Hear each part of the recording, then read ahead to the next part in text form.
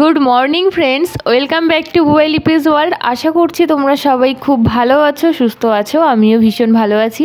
তো thumbnail title দেখে তোমরা কিছুটা হলেও গেস করতে পারছো তো কী নিয়ে আজকের ভিডিওটি, সেটাই তোমাদের সাথে আজকে বিস্তারিত আলোচনা করব। তো চলো বেশি কথা না বাড়িয়ে তোমাদেরকে ডিটেলসে বলি, আর তার জন্য কিন্তু পুরো ভিডিওটা দেখতে হবে, আমার সাথেও থাকতে হবে। তো এখানে দেখতে পাচ্ছ একটা ডবল ডোরের ফ্রিজ, একদম আলমারির সাইজে ফ্রিজটা। তো এই আলমারি ফ্রিজটা দেখে আমার এতটাই ভালো লাগলো যে তোমাদের সাথে না শেয়ার করে পারলাম না, জানো তো। তো এখানে ডবল ডোরের ফ্রিজ আর কি। তো এখানে অনেক খাবার তোমরা স্টোর করে রেখে দিতে পারবে। জলের বোতল তো এখানে রাখারও মানে অনেক জায়গা বলতে পারো। এই যে জায়গাটা হাত দিয়ে দেখালো, এখানে কিন্তু 4 লিটার পর্যন্ত ঠান্ডা জল স্টোর করে রাখা যাবে। মানে তৎক্ষণাৎ একেবারে কেউ যদি গেস্ট বাড়িতে এসে ঠান্ডা জলের জন্য বলে, তো এখান থেকে কিন্তু চটজলদি ঠান্ডা জল তুমি দিতেই পারো। আর যে স্ক্রিনটা দেখতে পাচ্ছ ফ্রিজের বাইরে, এখান থেকে তুমি কিন্তু ফটো তুলতে পারবে, এমনকি গান শুনতে পারবে, বিভিন্ন খাবার অর্ডার করতে পারবে। বিভিন্ন সফটওয়্যার এখানে থাকে ফোনের মতন একেবারে। দেন গুগল থেকে সার্চ করে আমাদেরকে একটি গান শোনাবে বলে এখানে টাইপিং করছিল, জানো তো। তো রবীন্দ্রসঙ্গীত একটি গানও শুনেছি আমরা, কপিরাইট আসবে বলে গানটি আর দিতে পারলাম না। তো ভীষণই ভালো লাগছিল। তো ফ্রিজটা যেহেতু অনেকটাই বড়, তো ভিতরে জায়গাটাও তোমরা দেখলে অনেকটাই রয়েছে। তো সেক্ষেত্রে খাবার দাবার তো নর্মালি রাখেই ফ্রিজে। তাছাড়াও কিন্তু এখানে বিভিন্ন ধরনের সবজি সঠিকভাবে ফ্রোজেন করেও রাখারও ব্যবস্থা থাকে। অনেকটা স্পেস যেহেতু থাকে সেই জন্যই বলছি। আর বিশেষ করে শীতকালে সবজি বেশিই পাওয়া যায়, মটরশুঁটিটা অনেকেই ফ্রোজেন করে রাখার চেষ্টা করে। তবে এখানে ফ্রিজটা এতটাই বড়, সেক্ষেত্রে রাখার মানে কোনো অসুবিধা হবে না। তো আমার এতটাই ভালো লেগেছে যে অনেকবারই তোমাদেরকে আর কি বলছি।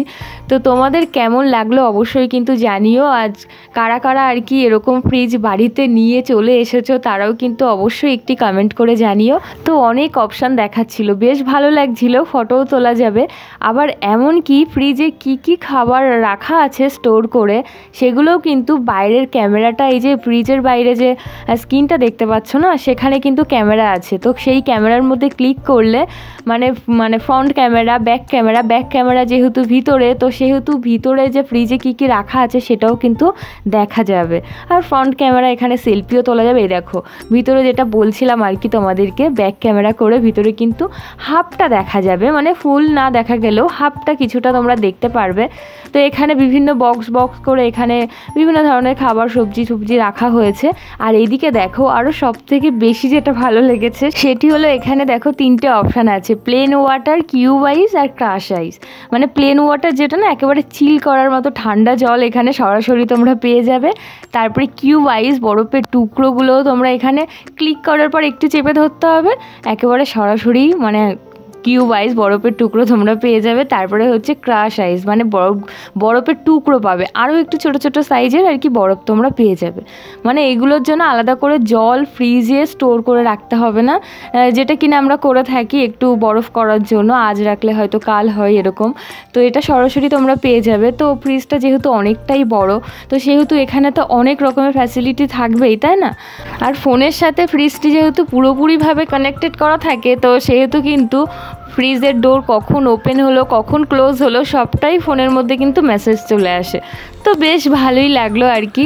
তো অনেক অপশান, অনেক ফ্যাসিলিটি, দেখতে বেশ সুন্দর। আর ফ্রিজটা যেহেতু অনেকটাই বড়, তো একটা ভালো লাগারই একটা জিনিস বলতে পারো। তো যেহেতু অনেক ফ্যাসিলিটি, অনেক অপশান থাকে, তো সেহেতু একটু দামটা তো বেশিই হবে, এটাই স্বাভাবিক। তো তোমাদেরকে দামটা বলে দিই, এই ফ্রিজটার দাম প্রায় 2 লাখ সামথিং। তো তোমরা যারা কিনতে চাও অবশ্যই কিন্তু দেখে আসতে পারো। যাই হোক, ভীষণই তো ভালো লাগলো। তোমাদের কেমন লাগলো আবারও বলছি যে অবশ্যই কিন্তু জানিও একটি কমেন্টে। আর এটা কিন্তু ছোটো পিসিমণির ননদের বাড়িতে, তো সেই যে গেছিলাম, তো সেখানেই আর কি ওই পিসিমণি কিনেছে, তো ভাবলাম তোমাদের সাথে একটু শেয়ার করি। তো তারপরে দেখো ছোটো পিসিমণি বাড়ির থেকে আমি আবার বাড়িতে চলে এসেছি। তো বলেইছিলাম তোমাদেরকে যে ছোটো পিসিমণি বাড়িতে কদিন থাকবো, তারপর বাপের বাড়িতে যাব, দেন শ্বশুর বাড়িতে যাব, যেহেতু তোমাদের দাদাভাই বাড়িতে নেই সেই জন্য। তো দেখো বিকালের দিকে চলে এসেছিলাম বলে বাবা আবার হাট থেকে আম নিয়ে এসছে। এটা আম্রপলির মতো দেখতে, কিন্তু আম্রপলি কিনা আমি জানি না, ভীষণই মিষ্টি খেতে আর স্মেলটা এত ভালো সে কি বলবো। তো আমও নিয়ে এসছে, সাথে আপেলও নিয়ে এসছে। তো আমি আবার এই বালতি বালতি করে জল নিয়ে এসে এখানেই ধুয়ে ফেলছি, বাইরে আবার কলপারে নিয়ে যাও আবার ধোও, সেই কারণেই। আর একটু সন্ধ্যায় হয়ে গেছিলো তো সেই জন্য। তো ভীষণ ভালো লাগছিলো আমগুলো দেখে, দেখো। আর এই বছর তো আমের ফলন খুবই কম, মানে নেই বললেই চলে, আর সেক্ষেত্রে দামটা তো একটু বেশিই হবে, এটা জানা কথা। তো যাই হোক, আমি এখানে 2 দিন থাকবো, তারপর বাড়িতে যাব। তো সবাই মোটামুটি এখানে 2টো করে আম খেতে পারবে, আবার এক্সট্রা 2টোও থাকবে। তো সেইভাবেই আম নিয়ে এসছে আর কি, বাবা অনেকটাই আম নিয়ে এসছে দেখো। তো সেইগুলো আমগুলো ধোয়া হয়ে গেছে, এবার আপেলগুলো ধুয়ে নেব। 2বার করে জল দিয়ে ধুয়ে নিয়েছি, এবার আপেলগুলো ধুয়ে নেব। তো চলো বন্ধুরা, এখানেই তাহলে ব্লগটি শেষ করছি। কেমন লাগলো আজকের ব্লগটি অবশ্যই কিন্তু জানাবে একটি কমেন্টে। যদি ভালো লাগে অবশ্যই লাইক, কমেন্ট, শেয়ার আর অবশ্যই সাবস্ক্রাইব করে আমাদের পাশে থাকবে। দেখা হবে তোমাদের সাথে আবারও একটি নতুন ব্লগে। ততক্ষণ কিন্তু তোমরা সবাই খুব ভালো থাকবে, সুস্থ থাকবে, সাবধানে থাকবে পরিবারের সকলকে নিয়ে। চলো বাই, টাটা।